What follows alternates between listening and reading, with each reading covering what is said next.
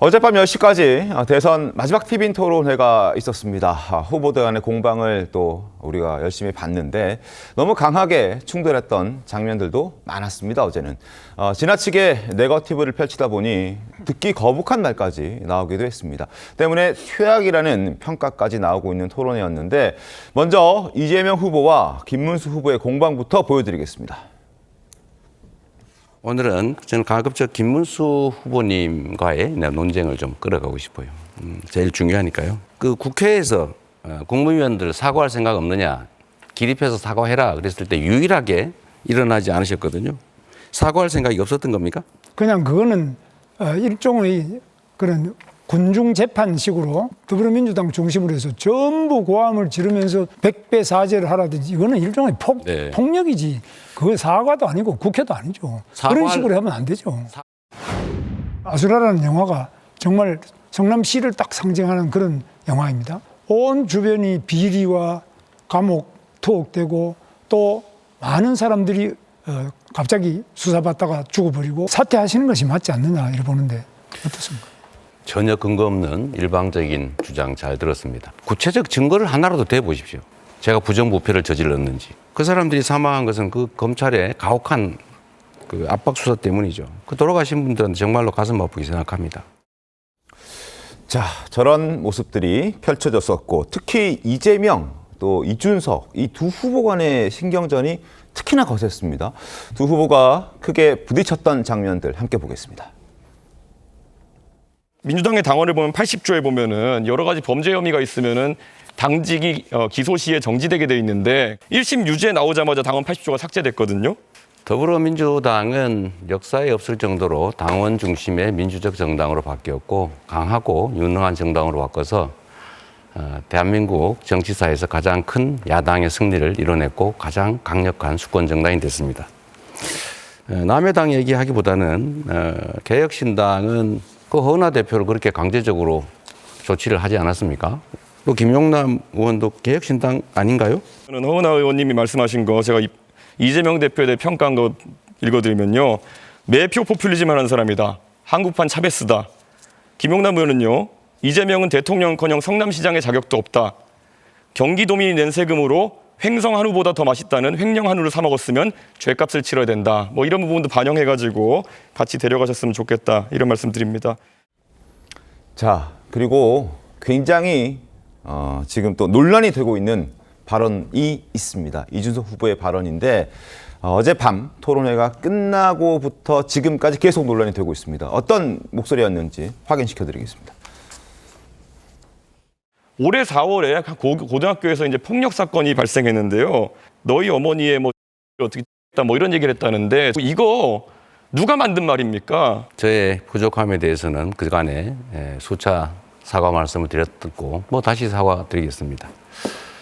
그리고 그 말은 제가 한 말이 아니고 우리 형님이 어머니한테 한 말인데 그런 소리 하는 걸 왜 안 말랐느냐라고 제가 좀 과하게 표현한 것이었다는 설명을 좀 드립니다. 만약에 어떤 사람이 여성에 대해 가지고 얘기할 때 여성의 어떻게나 이런 얘기를 했다 그러면 이거는 여성 혐오에 해당합니까? 아닙니까? 이걸 묻는 취지는 잘 모르겠는데요. 기준은 매우 엄격합니다. 이재명 의원님 동의하십니까? 시간을 충분히 주고 질문을 하시면 좋겠어요. 동의하시는지만 답. 자, 듣기 거북한 표현들이 나왔고 저희가 좀 구금 처리를 해서 보여드렸습니다. 저 발언이 등장하고 나서 민주당에서는 사퇴하라라는 목소리까지 나오고 있습니다. 화면 보겠습니다. 자, 화면 보시면 말씀을 드릴 텐데요. 일단 김용민 의원은 너무 선을 심하게 넘었다라는 표현들이 등장을 했고 그리고 사퇴해야 한다라는 김민석 의원의 지적도 나왔습니다. 왜 이준석 후보가 저런 이야기를 저 TV 토론의 마지막 날 꺼내 들었을까라는 부분이 많은 분들이 왜 그랬을까라는 궁금증을 갖고 계실 겁니다. 임승호 대변인님.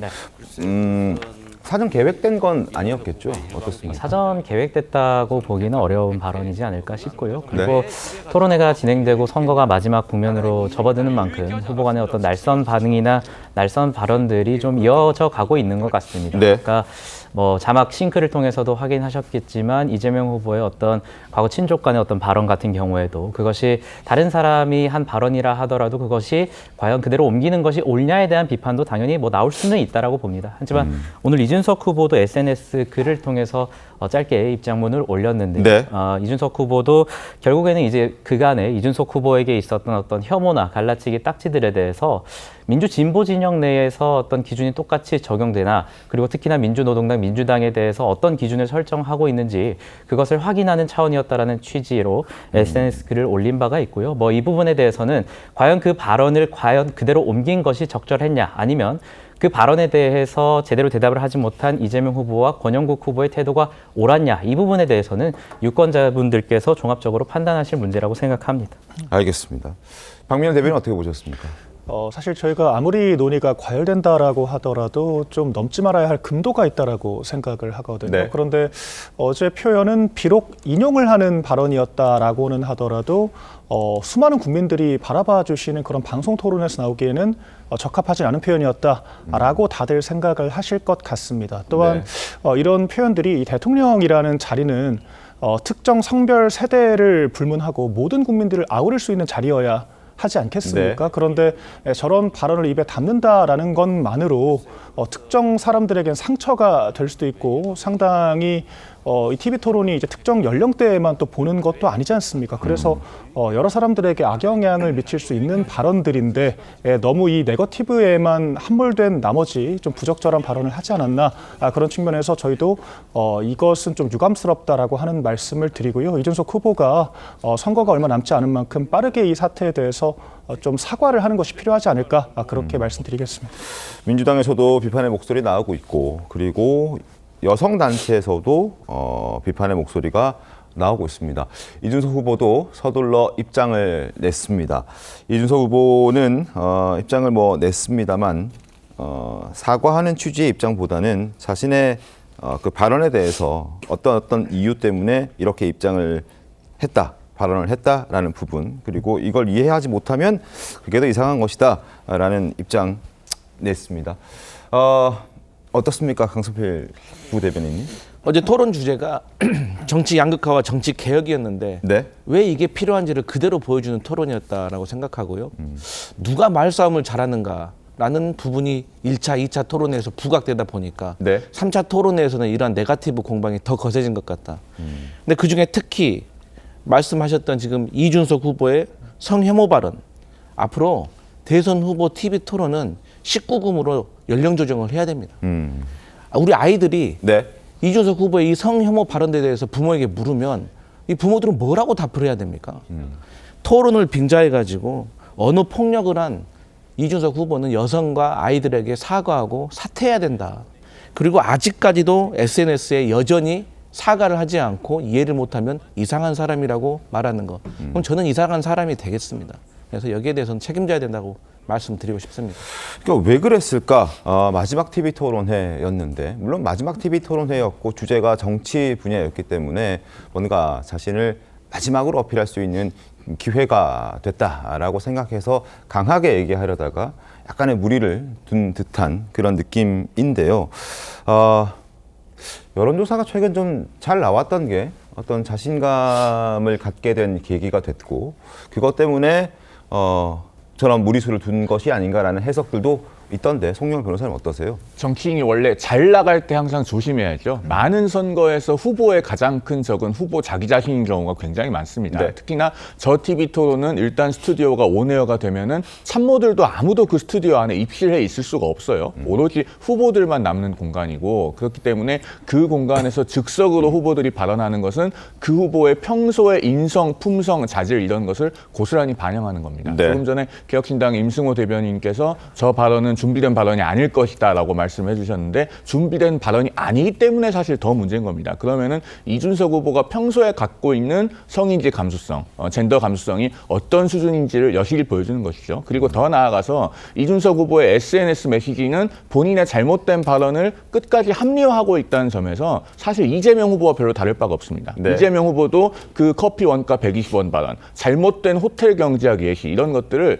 끝까지 본인이 잘못하지 않았다고 강변하고 하고 있는 태도 때문에 최근에 지지율 하락을 겪고 있는 것 아니겠습니까? 그렇기 때문에 앞으로 이준석 후보도 어제 TV 토론에서의 그 잘못된 발언 그리고 그에 뒤이은 잘못된 대응을 기점으로 해서 지지율 하락이 상당 부분 크게 발생할 것이다. 이렇게 전망합니다. 짧게만 좀 정정을 드려야 될 것 네. 같은데요. 이준석 후보의 SNS 글이 이해하지 못하면 이상한 사람이다라는 취지로 쓰인 것은 아니라는 점을 좀 정정드려야 될 것 같아요. 앞서도 제가 언급을 드렸지만 다른 사람의 발언을 인용한 것, 그것에 대해서 이재명 후보와 권영국 후보가 대답하지 못한 것, 그 부분을 자세하게 봐달라라는 이준석 후보의 SNS 글이었고요. 네. 이상한 사람이다 이런 표현은 없었다라는 점 다시 한번 말씀드리도록 하겠습니다. 알겠습니다.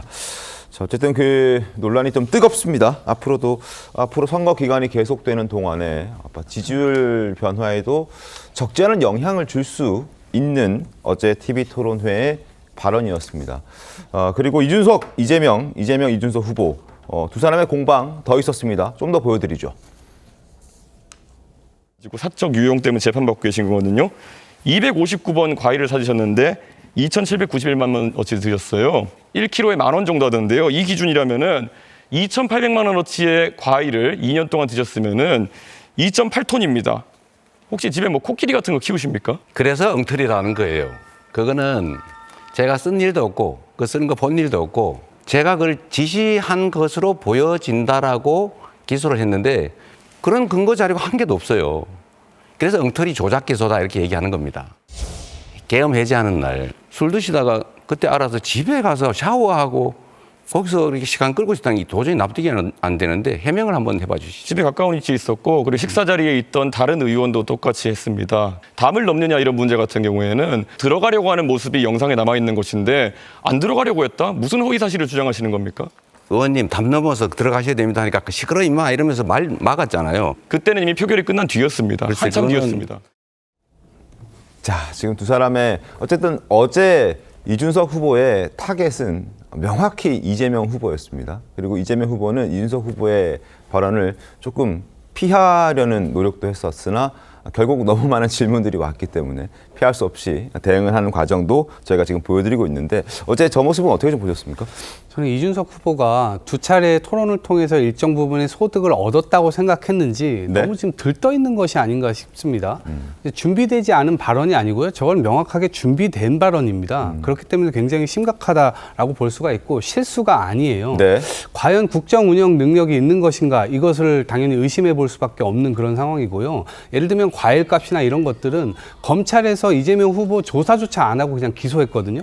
아니 당사자를 기소 안 하고 당사자를 조사도 하지 않고 그냥 기소하는 경우가 있습니까? 그러니까 엉터리 기소라는 얘기를 하고 있는 것이고 특히나 저 가격이 쓰여질 때 이재명 후보와의 어떤 연결고리가 없는 증거도 없는 상태에서 기소를 했단 말입니다. 네. 당연히 그것에 대해서 지금까지 해왔던 대로 저희들은 방어를 했습니다만 그거를 저 대선 TV 토론에서 또다시 갖고 나와가지고 마치 사적인 유용이 있는 것처럼 이렇게 의혹을 퍼뜨리는 그런 자세와 태도가 과연 국민들께 어떻게 여겨질까 이런 느낌이 들고 어차피 국정을 어떻게 운영하겠다 이런 비전과 공약을 논의하는 자리였는데 네. 너무나 좀 이 수준 이하의 어떤 토론이 진행되지 않았나 싶습니다. 알겠습니다.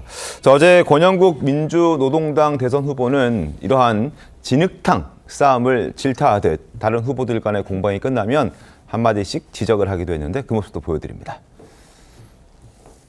이재명 후보가 호텔 경제학을 또 방어하기 위해서 루카스 자이제라는 분을 들고 나와가지고 그분을 아는지 저한테 물어봤었는데요. 독일 공산당 기관지의 편집장을 지내신 분입니다. 종북몰이 하듯이 그렇게 공산당몰이 안 하시면 좋겠어요.